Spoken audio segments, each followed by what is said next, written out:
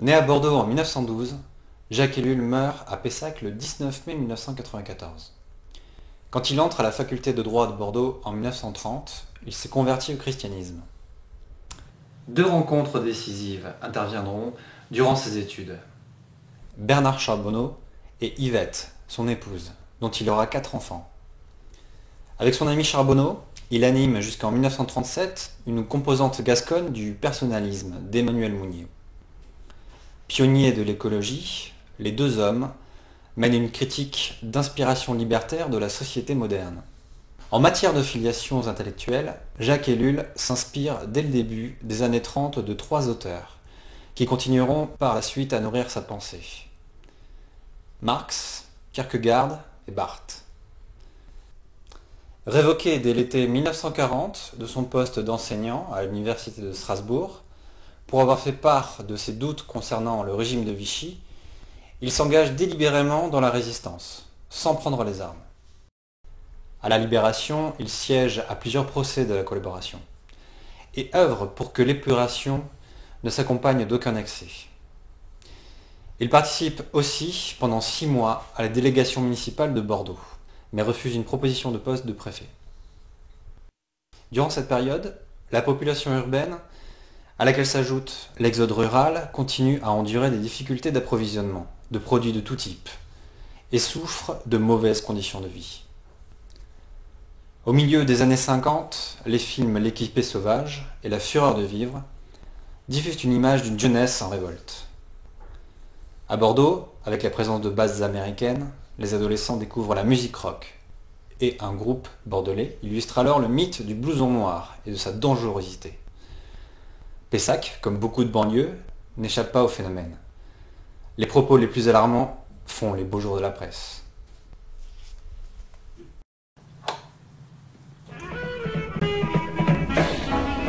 Cette musique, ce rock'n'roll, c'est un hymne. Oui, je sais, cela paraît insolite, mais c'est un hymne de hors-la-loi, l'hymne des jeunes gens en blouson noir qui s'exaspèrent à vouloir vivre en marge de la société. Cette jeunesse turbulente pose un problème à M. Papon, le préfet de police de Paris. Troubles sociaux, décadence de l'autorité paternelle, c'est ce qu'on a appelé à un certain moment le mythe de James Dean. Vous arrêtez tous les jours à Paris de ces blousons noirs. Les précautions humanitaires sont prises pour une répression effective et efficace. Si Maurice Papon, en 1958, réussit toujours à masquer son passé collaborationniste, en matière de répression, il ne cache rien de ses intentions. Jacques Ellul, à la même époque, se positionne de façon radicalement différente. L'après-midi, Jacques Ellul parle à de futurs administrateurs de notre société. Et le soir, il retrouve ceux qui se voudraient en marge de toute administration. S'il s'est volontairement retiré du jeu politique, peu après la Libération, par contre, il est l'un des fondateurs du club de prévention de Pessac. Il travaille dans le comité de ce club depuis 1964.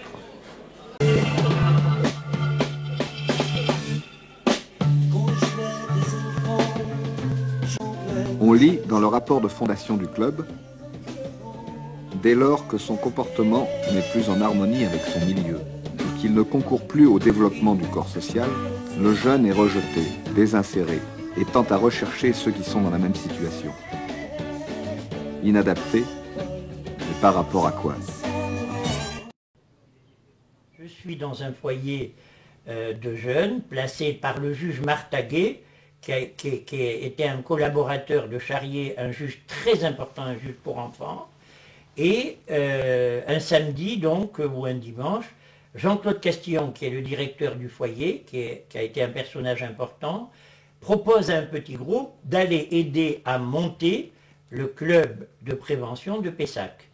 Et on arrive sur une place où actuellement il y a le cinéma Jean Eustache, pardon, je me trompe. Voilà, c'est très bien qu'il y ait les deux, parce que, évidemment, Jean Vigo, c'est une référence pour moi. Voilà, Eustache, évidemment, c'est après que je vais découvrir qui c'est, voilà, quelqu'un qui a souffert aussi. Et on arrive là, et tous les éléments sont en place. Entre deux maisons bourgeoises, quelque chose qui est une construction précaire, et Charrier au milieu de tout ça. C'est ce qui va devenir, alors là c'est ce que tu m'as appris, le club des poilus, parce que les poilus pour moi c'est les militaires... C'était rue des Poilus, donc c'est devenu voilà. le club des Poilus. Oui. Voilà, c'est ça, c'est ça. Il est certain que, d'abord si on peut avoir des fonds, c'est parce qu'il faut une caution morale et des personnes morales.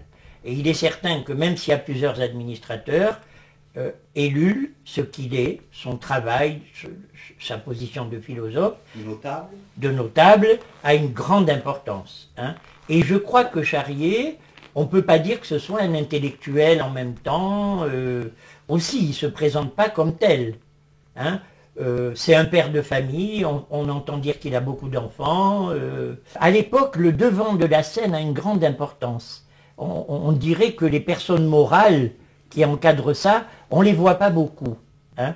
Et je ne ressens pas le poids de ça. Charrier a l'air d'être très libre dans ce...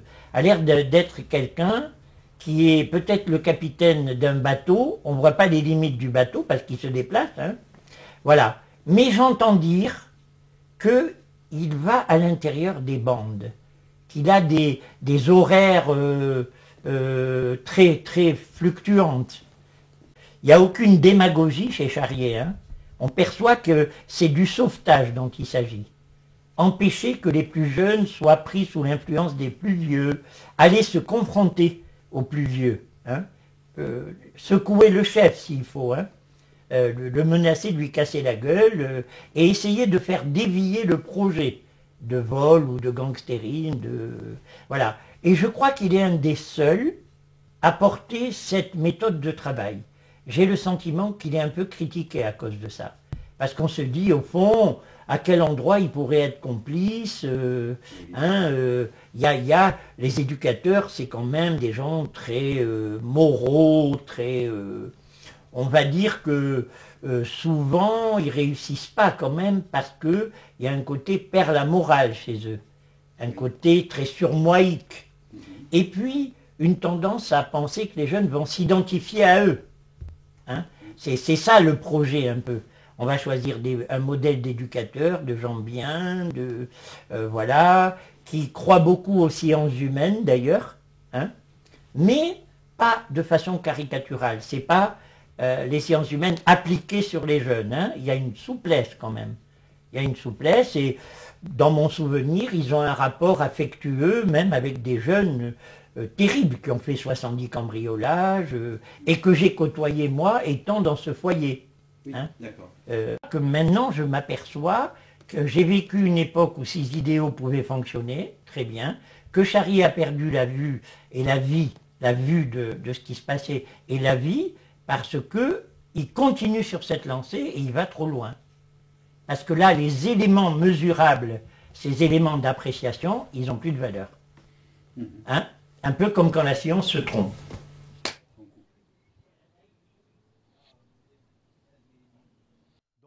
Un soir, eh bien, nous avons débarqué sur la place de Pessac avec le bus. Nous sommes rendus dans la rue des Poilus. Enfin, Jacques Ellul nous avait sollicité avec un autre camarade qui s'appelait Lespinasse pour savoir si on voulait un peu donner de notre temps pour aider un éducateur qui travaillait sur Pessac dans le cadre de ce qu'on appelle maintenant un club de prévention. Était vraisemblablement à peu près à cet endroit. Donc nous avions accepté et on lui avait demandé, nous n'avons aucune formation, on n'a aucune connaissance, et qu'est-ce que vous nous demandez, qu'est-ce qu'il faut faire? Et la réponse de Jacques Ellul avait été, j'allais dire, simplicisme, lapidaire, de la présence, et soyez vraiment présents. Voilà. Et nous sommes arrivés dans une espèce de cour, d'arrière-cour, avec un hangar, dans lequel il y avait un baby-foot, quelques jeunes, un peu de musique, mais sur tourne-disque. Charrier nous a accueillis, très gentiment, très chaleureusement, et nous a présenté en lui disant, voilà, je vous présente 2 étudiants en faculté de droit. Donc la première soirée consistait à regarder, à participer à quelques partie de baby-foot, à des échanges très sommaires et on va dire il y a une observation mutuelle sans vraiment de discussion ni d'échange. Mais on ne peut pas dire que les discussions allaient très loin. Il y avait quand même cette barrière, qu'on le veuille ou non, entre le jeune qui était sorti du système scolaire ou qui en avait été expulsé, et puis ce que nous on pouvait représenter comme futur patron, futur, j'allais dire, détenteur du pouvoir. Qu'on le veuille ou non, ça existait et c'était présent. Alors par contre, moi ce que j'ai pu voir, notamment sur les circuits de cartes, c'était l'extraordinaire, on va dire, complicité, connivence qu'il y avait entre Charrier et ces jeunes. D'emblée, là, j'allais dire, c'est pas d'emblée, mais ça s'était installé. Il y avait une confiance qui s'était installée. Il y avait, j'allais dire, une vraie relation, j'allais dire, d'amitié, de respect vis-à-vis de l'homme. Et je pense que c'est comme ça qu'il a pu développer son action et j'allais dire, sa présence dans ce milieu qui était vraiment en déshérence, à la fois sociale mais également affective et bien sûr, j'allais dire, sans aucun, j'allais dire, lieu d'attraction en définitive.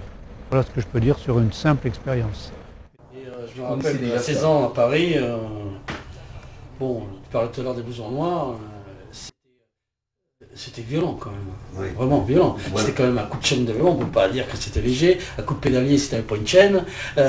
Bon, mais par contre, c'est par rapport à ce qu'on a dit tout à l'heure, les blousons noirs, moi je pense, alors c'est une interprétation que je fais, mais c'est un début de lutte de classe, hein, parce que le blouson noir au départ, ça y est, voilà. Et il allait taper le bourgeois. Je suis né à Paris, 15e arrondissement, et après j'ai habité Villejuif.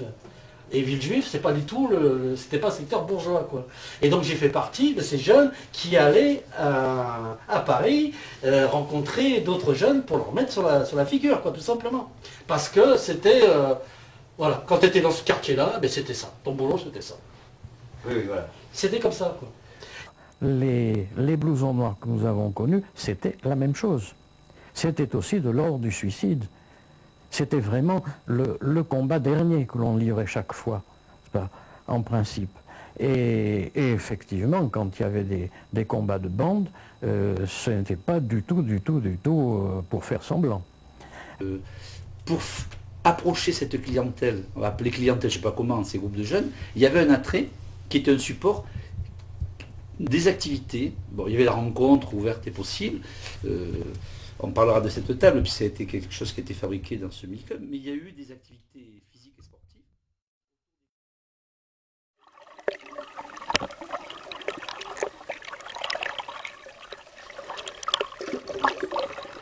Dans ce que je crois ensuite, quand le club avec Jacques Ellul, quand ils ont créé cette association sur Pessac, c'est suite à... Pessac est une grande ville. Il y avait Pessac, il y avait Villeneuve-d'Ornon. C'était le phénomène des bandes des années 60 qui ont été... Ça a été un phénomène dur. Il y avait la bande à Zorba qui était sur les Quinconces. Il y avait la bande à Kléber, rue Kléber comme son nom l'indique. Il y avait la bande à Saint-Pierre. Il y avait la bande au Prado Saint-Louis. Il y avait les chemises noires à Villeneuve-d'Ornon qui était quelque chose de difficile. On était, suite à James Dean à ce moment, on avait des bandes. Tous les gens qui ont monté le club de kayak de Pessac faisaient partie du club de plongée, c'était l'origine. Et puis quand il a été question de créer cette dynamique de kayak, c'est là qu'il y a eu une grande discussion avec les adultes du club, des jeunes adultes dont je faisais partie, moi j'avais 20 ans, hein, c'est 20-22 ans, donc nous étions de jeunes bénévoles sportifs, et il a été question de fabriquer un vrai club avec des statuts autonomes. Mais le principe du club, c'était de proposer à des jeunes, alors on va dire délinquants entre guillemets, j'aime pas du tout ce mot, des jeunes qui étaient les jeunes, qui étaient les usagers de la prévention spécialisée. C'est-à-dire un peu jeunes, un peu loubards, mais jeunes quoi, avec du caractère. Donc ces jeunes-là, nous on ne savait pas quoi leur faire, parce que faire de la compète, ça demande des moyens, ça demande une rigueur, ça demande de rentrer dans un cadre, avec des gens qui vous notent bien ou mal, et là ils étaient incapables d'accepter toutes ces contraintes à la fois. Alors, ce qu'on a fait, on s'est dit que le kayak en lui-même, pratique dans un élément naturel comme la rivière, c'est suffisamment contraignant, on peut percevoir la règle, puisque si tu ne fais pas ça, il y a un risque avant une chute, si on ne fait pas attention, on peut se noyer, donc le risque il est réel. Donc le jeune de 17, 18, 19 ans, 20 ans, il est capable de comprendre la règle de la rue, la règle de la loi, la règle naturelle. Et nous avons construit quelques centaines de kayaks, parce que le club de Pessac, les jeunes, ils fabriquaient les kayaks des autres. Donc nous avons eu, dans cette dynamique de Pessac, suite à Ellul, suite à Charrier, on a vu une ligne de foi, on va dire, une ligne pédagogique qui a orienté le fonctionnement du club. Ah, je vois quelques branches. Donc moi je vais passer un peu là et un peu là, il faut avoir été intuitif.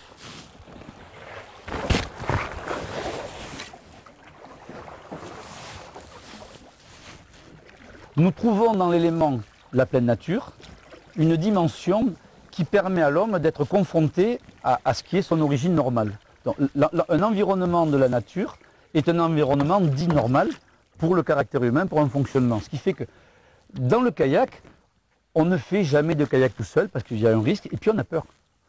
Je rencontre plein de gens que l'on a formés, ce qui fait que l'histoire de Pessac continue grâce à cette orientation qui a été l'orientation donnée par la prévention spécialisée, notamment par Jacques Ellul, puisque les bénévoles de ce groupe-là ont donné une vraie valeur pédagogique.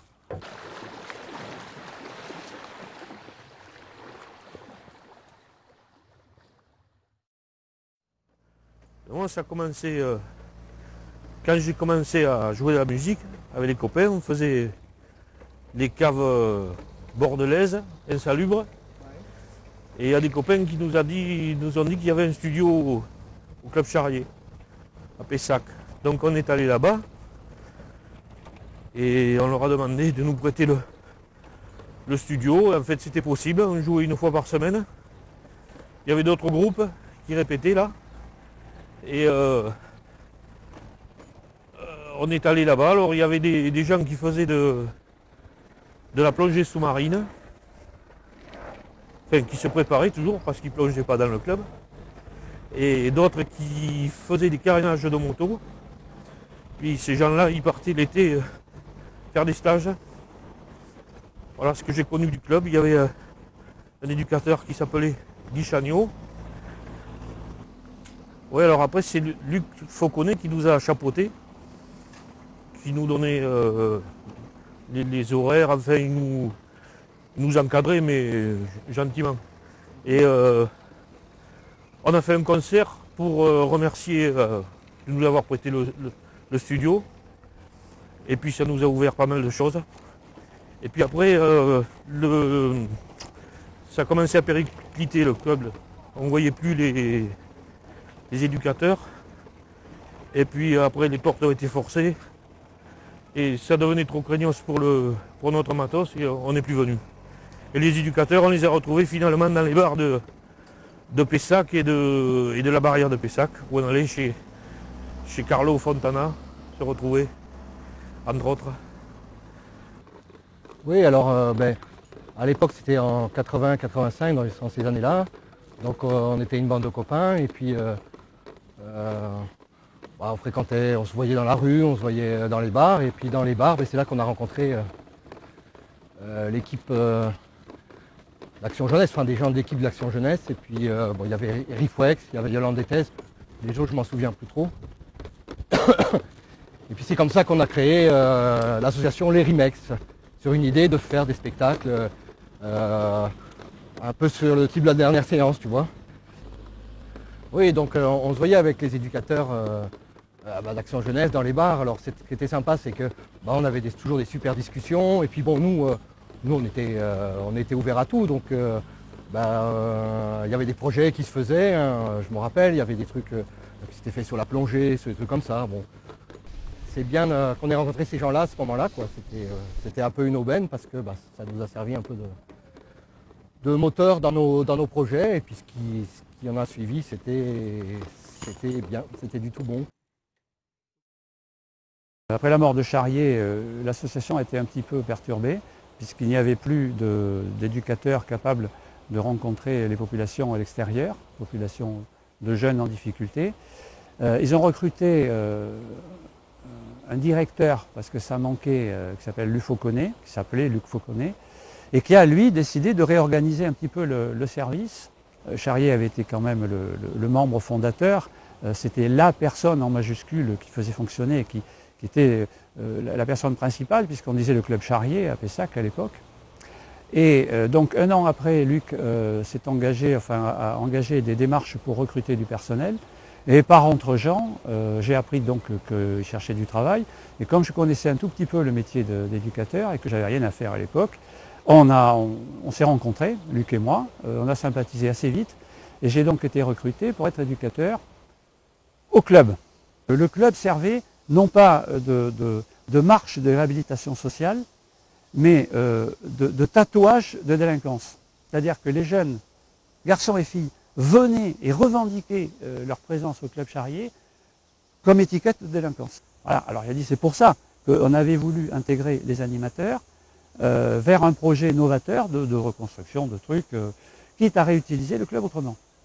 Voilà. Alors pendant un an, ça a fonctionné qu'à un cas avec les animateurs, tout seuls, faisant du canoë-kayak, du machin, mais n'ayant plus la garantie et l'autorité morale et professionnelle de Charrier ou d'un directeur, et les trois personnes ayant décidé de faire du travail de rue, qui donc se lançaient eux aussi un tout petit peu à l'abordage finalement, parce qu'aucun des trois n'avait vraiment fait ce travail-là. Je ne voulais pas détruire le club, donc je trouvais qu'il n'était pas opportun en termes de prévention spécialisée, mais m'avait semblé absolument nécessaire de relancer l'activité qui avait été celle du départ. Et Lul, il n'était pas spécialiste de l'éducation spécialisée. Il a suivi Charrier. Je ne sais pas si tu dois le savoir, mais Charrier, il était au départ éducateur de l'association alcoolique, enfin, pour ou contre l'alcoolisme, je ne sais pas. Enfin, une histoire comme ça. Et il a été, comme c'était quand même une très grosse personnalité, il ne s'est pas contenté de ça. Il a rencontré des gens, il a dit qu'il fallait s'en occuper dans la rue, ça c'est parti de là. Il a rencontré le juge pour enfants, bon, et il s'entendait très bien aussi avec le commissaire de police. À l'époque, Pessac était quand même un gros village, hein. C'était pas une ville tellement urbaine, quoi. C'était plutôt un gros bourg. Donc les gens se rencontraient et se connaissaient. Et c'est lui qui a incité tous ces gens à se rencontrer et à monter une structure associative pour pouvoir créer une activité de ce type. Oui. On a travaillé avec, alors ça c'était très important, la création du CEID à Bordeaux sur la drogue. Et on a travaillé avec le Pébroc, on l'avait appelé le Pébroc parce que c'était une ancienne fabrique de parapluies, et les gens l'ont appelé l'Afrique clinique. Spontanément, parce que c'était les grandes époques où d'abord on parlait anglais, depuis ça ne s'est pas arrangé, et où il y avait tous ces mouvements entre la route, la drogue, bon. Et mon collègue de Saint-Pierre, on s'est retrouvés à soutenir l'équipe médicale, qui était strictement médicale, de l'Afrique clinique, et qui avait été initiée par une collègue, c'est là que je l'ai rencontrée, Alice Marcellesi, de Jeunesse et Sport, qui s'intéressait à la jeunesse en difficulté. Donc entre le pôle Jeunesse et Sport, Saint-Pierre et Pessac qui s'y est investi, l'Afrique clinique, elle a été, le CEID, s'est donc retrouvé soutenu de trois côtés en quelque sorte pour pouvoir construire son truc. Alors le Tozin, c'est un petit peu après, c'est 78. On a eu des stagiaires qui étaient... alors, entre la prévention traditionnelle et l'Afrique clinique, en quelque sorte, au point de vue mental et profil, et qui voulaient créer une maison, alors c'est pas la maison verte, mais c'était une maison qui servirait de tout. De club de prévention, d'Afrique clinique, de chambres psychiatriques, tu vois. Alors ils étaient quand même plusieurs qui avaient chiadé leur projet dès l'école, je ne me souviens plus des noms, le grand là, je ne sais plus son nom maintenant. Ratier peut-être ? Jean-Paul Ratier. Et ils nous ont demandé, parce qu'on avait quand même une certaine renommée, de les accueillir en pouponnière pour créer leur structure.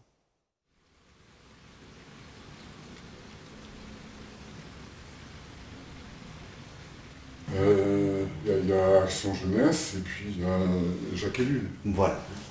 Jacques Ellul, président d'Action Jeunesse, que je rencontre avant de le découvrir comme président d'Action Jeunesse à l'Institut d'études politiques à Bordeaux, où il enseignait et où je faisais des études entre les années 70, 71, 71, 72. Et j'ai eu l'occasion là de de découvrir cet homme, sa pensée et son hospitalité, parce que c'est quelqu'un qui accueillait les étudiants en dehors des heures de cours pour les inviter à travailler avec lui. Et les jeunes que je rencontre ne sont plus les mêmes, mais je pense à de très nombreux étudiants que je dirais facilement marginalisés, en réalité. Et chez eux, je ne sais pas si je peux généraliser, chez eux, la question qui domine, c'est nous n'arrivons pas à parler à un adulte. Autrement dit, ce qui leur manque, c'est la relation avec les parents n'ont pas le temps, les profs n'en ont pas non plus. Ce qui leur manque, c'est quelqu'un qui soit disponible et qui soit ouvert, et puis qui accepte, disons, de perdre son temps en les écoutant. Et vous dites ça d'étudiants. Et je dis ça d'étudiants, mais je l'ai connu tout le long de ma carrière universitaire.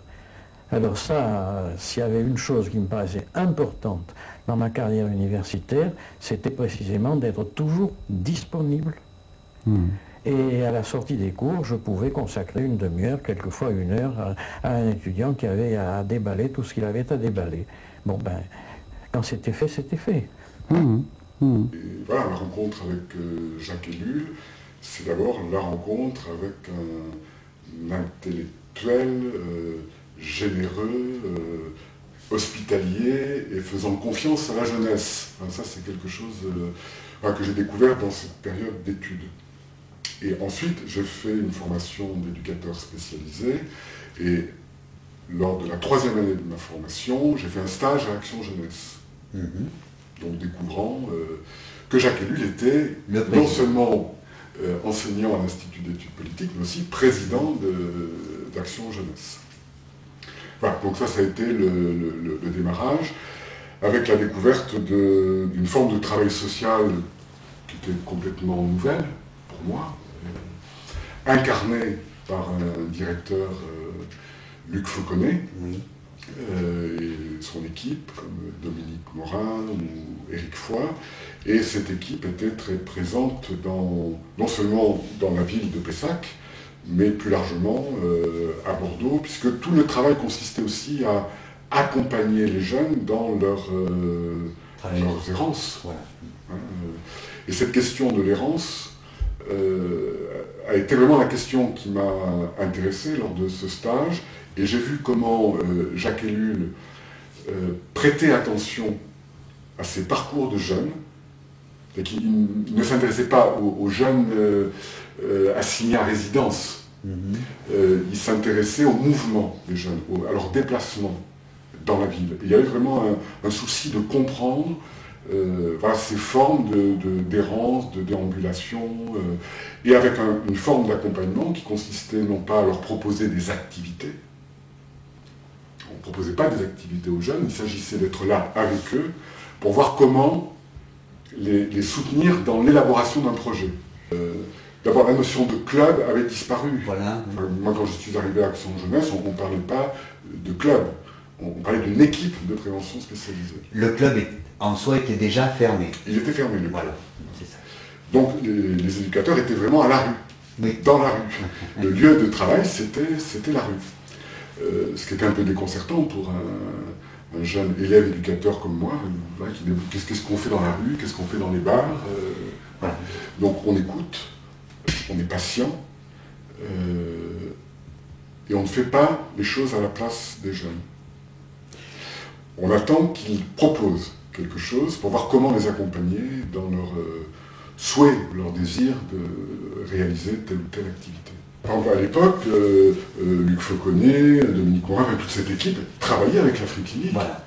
Il y avait un travail avec l'Afrique-Clinique. Oui, direct, quoi, en lien direct. Voilà, il y a eu une réflexion qui a été partagée entre l'Afrique-Clinique, l'équipe d'Action Jeunesse, Ellul, sur cette idée d'un lieu où il ne s'agirait plus d'accompagner par des soins médicaux, hospitaliers, les jeunes gens qui étaient accueillis, et de leur apporter des réponses en termes d'activité artistique. Et ça, c'était vraiment quelque chose de nouveau. Donc l'idée de ce lieu d'accueil, et qui a été mis en place dans les années, fin des années 70, 77, 78, 79, 80, 81, voilà, dans cette période où moi j'ai pu y travailler, il s'agissait de construire un lieu d'accueil, d'hébergement, donc on revient à l'hospitalité de tout à l'heure, voilà, donc d'ouvrir la maison, et dans cette maison, de proposer des possibilités de rencontre avec des artistes.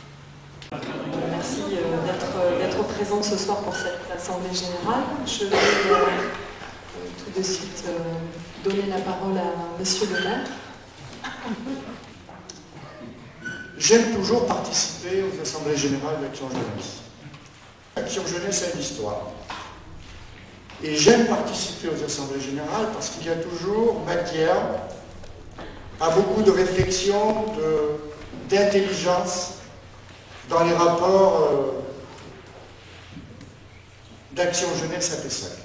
Et cette année, je dois dire que les rapports qui nous sont remis, le rapport d'activité 2011, et j'en dirai quelques mots, le rapport d'activité de cette année est particulièrement intéressant en ce sens-là. Déjà l'an dernier, il y a 2 ans, nous avions eu quelques réflexions tout à fait pertinentes sur la responsabilité de l'éducateur spécialisé, autour des questions notamment d'anonymat, de l'appel de Mexico, ou des questions qui étaient posées dans le travail de terrain journalier, quotidien de l'éducateur spécialisé et de l'association elle-même.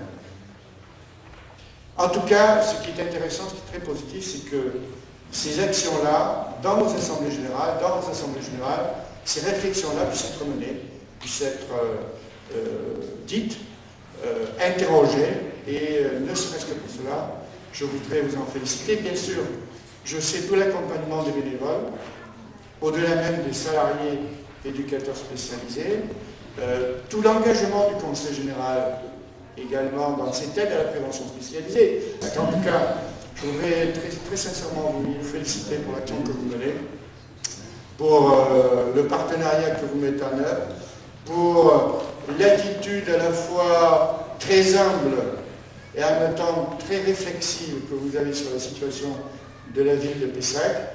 Et donc merci pour tout ce que vous faites, merci aux bénévoles, merci à la présidente, dont je sais qu'elle peut voir d'autres cieux avec beaucoup de plaisir, mais qui en même temps a eu ici à Pessac une action particulièrement intéressante et positive. Merci à chacun d'entre vous et merci de votre aimable écoute. L'éducateur en milieu ouvert ou naturel, comme on disait autrefois, se trouve à la jonction de la jeunesse dans la société et à celui de la réaction de la société par rapport à elle, comme le disait Jacques Ellul au début des années 1960. L'éducateur se situe dans une relation aux jeunes et à l'environnement qui sont des places mouvantes. La prévention spécialisée est quelque chose d'extraordinairement souple où l'on ne peut maintenir un modèle constant de pédagogie, mais entreprendre des recherches permanentes dans l'expression du métier, qui est un engagement personnel, travailler en équipe à partir de l'échange et de l'analyse permanente du travail.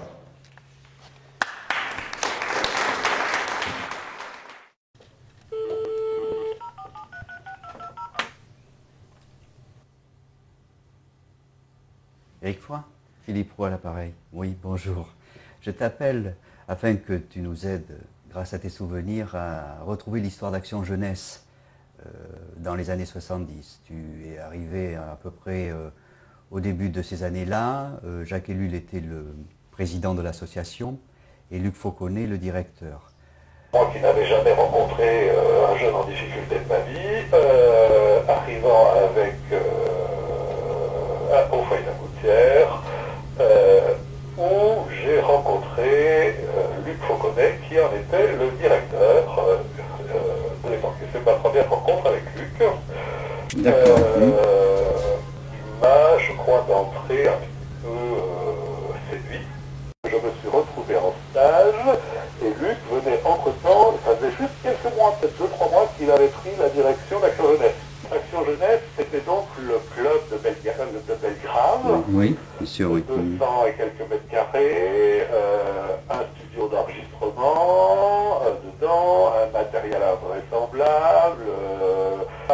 Donc Luc, à ce moment-là, était vraiment directeur, patron, et il était dans une orientation faire fonctionner le club.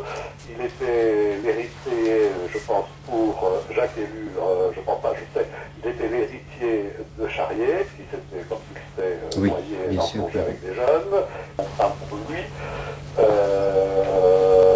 allant beaucoup à l'extérieur. En fait, moi je le voyais à cette époque relativement peu au club, mais beaucoup sur l'extérieur, dans une logique essayer de ramener les jeunes de l'extérieur vers le club. Ellul et Martaguet, qu'on voyait d'ailleurs régulièrement, tous les deux dans les réunions, était quelque chose d'essentiel, et qu'en plus avec le deuil à faire, il fallait quand même ce club continuer à vivre. Donc, mais Luc était déjà beaucoup dehors et beaucoup dans la relation directe avec les jeunes.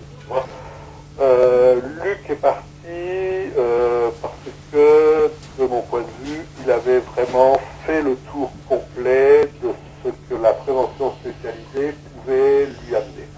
Après le départ de Luc, très rapidement, je dirais, on est passé de l'ère des pionniers à l'ère de la normalisation des choses. Oui. Et ensuite, cette normalisation a amené progressivement à rentrer dans des techniques du travail social beaucoup plus classiques. Moi, j'en ai fait le tour aussi et je suis parti, et je pense... Oui, bon, écoute Eric, on va se laisser sur tous ces renseignements, et je te souhaite une bonne journée et à bientôt. Au revoir. Il est pour nous important d'avoir votre avis sur le parcours de cette association, et notamment du point de vue d'un administrateur d'association, puisque c'est le rôle que l'un et l'autre vous avez exercé, puisque vous avez été à tour de rôle président de cette association. Bon, ces souvenirs sont un peu lointains. En fait, je crois que je n'ai assisté qu'à deux ou trois réunions dans lesquelles Jacques Ellul était président. Je suis rentrée vraiment dans l'association après, et en particulier après qu'aient été réglés les problèmes importants qu'il y avait avec la fin du club, qui était d'ailleurs situé tout près d'ici. Et donc j'ai pas de souvenir très net, et en plus c'était quelqu'un pour moi, qui était toute jeune, de très impressionnant. Même s'il n'était pas personnellement, c'est vrai que c'était impressionnant. Les souvenirs que j'ai donc du début, ils datent davantage du moment où Francis Dutertre a été le président, pendant un peu moins d'une dizaine d'années, je crois. Donc, oui, et après, bon, je me suis insérée dans la vie d'un administrateur de club de prévention qui est, c'est vrai, on peut l'éprouver, j'ai éprouvé jusqu'au bout, relativement aride. J'ai relu un certain nombre de comptes rendus de résultats de compte rendu d'activité, et je me suis aperçue que dès les années 77-78, on disait il faudrait qu'on puisse avoir des gens jeunes, il faudrait que les gens jeunes qui viennent restent, et ils ne restent pas. Et pourquoi ils ne restaient pas? Je crois qu'une des raisons, c'est que on parlait de prévention de la délinquance, on parlait de contact avec les jeunes, mais nous, au conseil d'administration, on n'a pas de contact avec les jeunes. Il y avait une instance qui pouvait peut-être rassembler ces idées-là, qui était un comité technique, qui pouvait peut-être faire plus participer les administrateurs et les éducateurs sur des questions assez précises de ce qu'ils vivaient en relation avec les jeunes, qui vous mettaient peut-être plus dans le temps et dans le moment de l'action éducative. Au moment où l'équipe a fait le choix d'un travail purement de rue, a été institué le comité technique, qui était justement cette instance dont tu parles. Et je repense aux séances que nous avions tous les 15 jours, où le comité se réunissait, qui était composé de 3 groupes. Il y avait les éducateurs, il y avait 2 ou 3 spécialistes, psychologues et sociologues. Je dois dire que moi je me méfie beaucoup des psychanalystes, alors j'en avais pas n'avais pas appelé.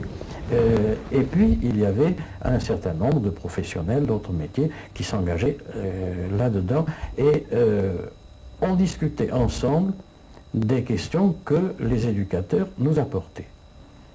Et lorsque l'éducateur nous disait, voilà, j'arrive pas à accrocher avec telle bande, ou je n'arrive pas à résoudre tel problème que je rencontre, eh bien on s'y mettait tous, chacun avec son expérience, chacun avec sa compréhension du phénomène, et combien de fois les éducateurs nous ont dit, mais nous sortions de là avec, au fond, non pas des solutions toutes faites, mais avec des ouvertures nouvelles pour arriver à saisir une situation.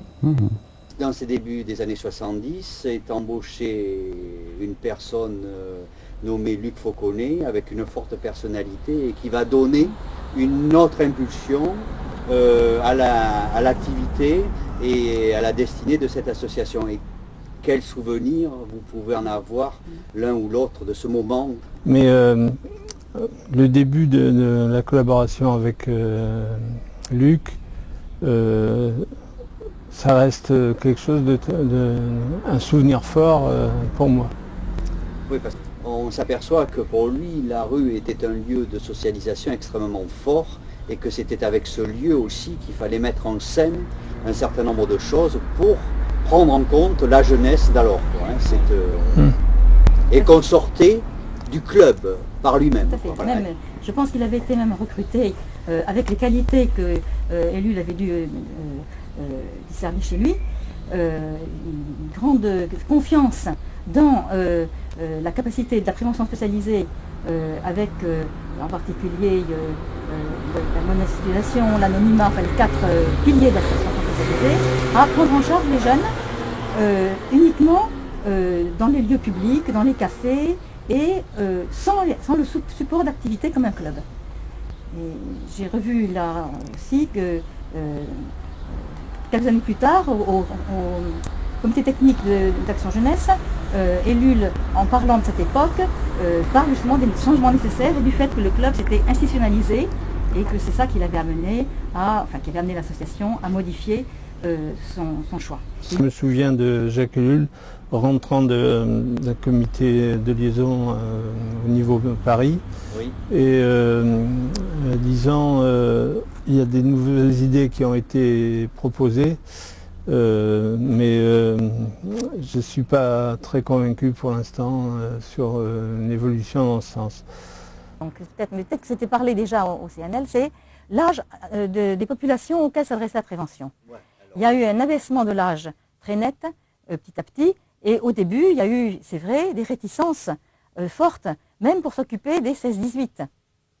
Oui, donc c'était les jeunes adultes. Oui, les jeunes adultes, c'était les 18-25 qui étaient la population cible. Oui. Et je crois que, bon, il me semble que dans ce que j'ai lu, Jacques Ellul est un peu réticent avec le fait qu'en disant, alors, on risque de tomber dans la prévention globale.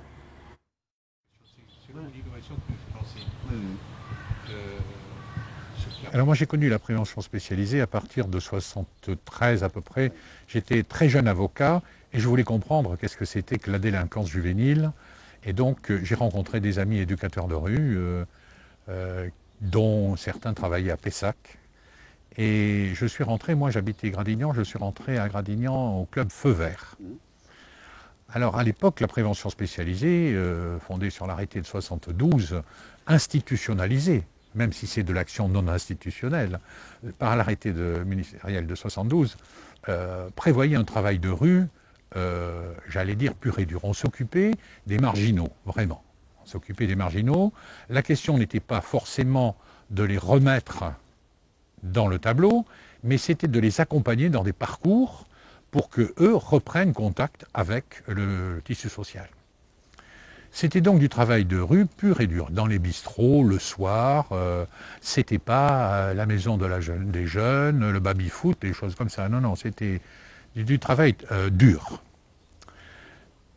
Puis petit à petit, on a vu apparaître des actions éducatives qui étaient plus socialisantes, je dirais, par des activités dans les quartiers, des relations avec les autres travailleurs sociaux, on était moins occupé de la marge et des marginaux que des jeunes en difficulté tout simplement.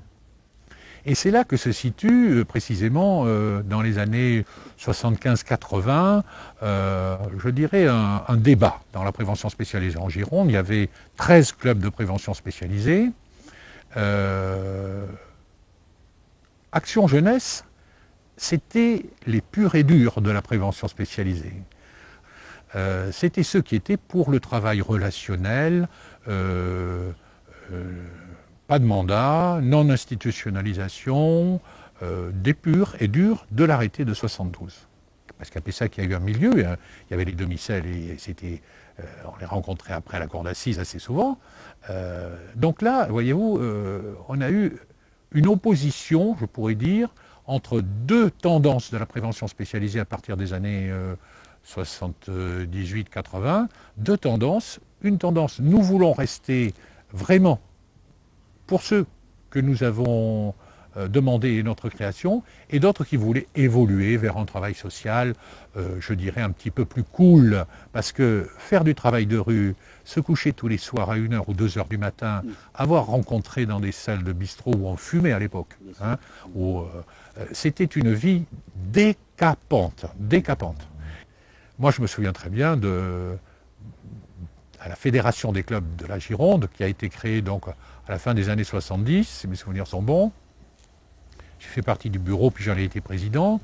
Les clubs se rencontraient là pour unir leur action, pour défendre la prévention spécialisée en général, qui était menacée, parce qu'en Gironde, la DAS, État de l'époque, voulait augmenter l'action publique aux dépens des actions d'association.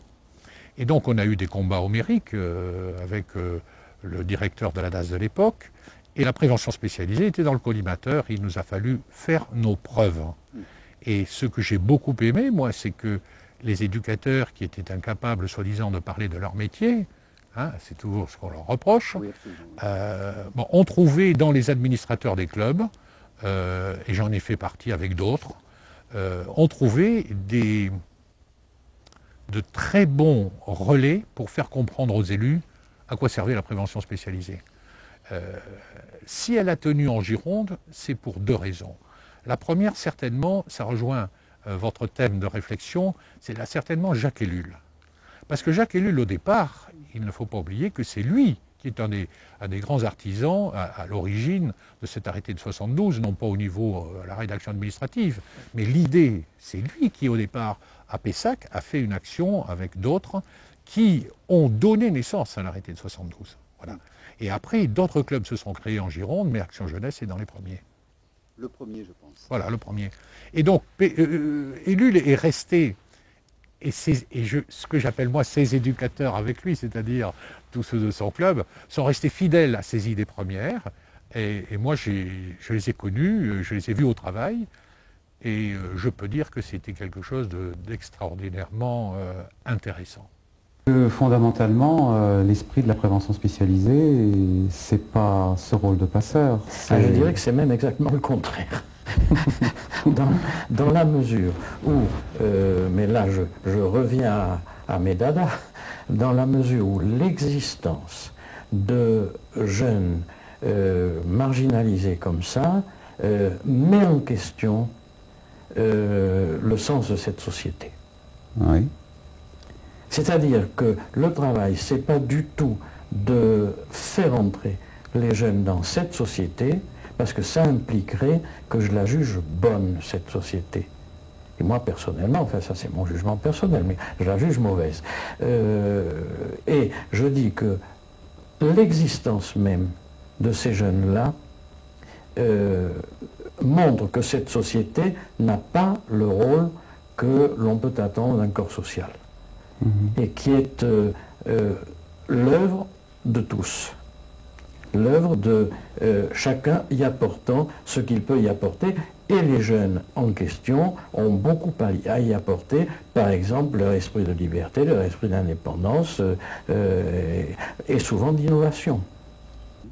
Et si je vous dis que j'ai vu ce que faisaient les éducateurs de prévention spécialisés, c'est pas simplement parce que j'ai été administrateur, c'est parce que l'équipe de Pessac, par exemple, m'a demandé plusieurs fois de défendre des gamins qu'il suivait depuis des années et qu'il fallait à tout prix sauver de la machine judiciaire pour qu'ils ne s'enfoncent pas plus. Et j'ai pu, moi, grâce au travail de la prévention spécialisée, je dis bien grâce au travail de la prévention spécialisée, c'est l'avocat qui parle là, présenter devant le tribunal correctionnel ou le tribunal pour enfants de Bordeaux des dossiers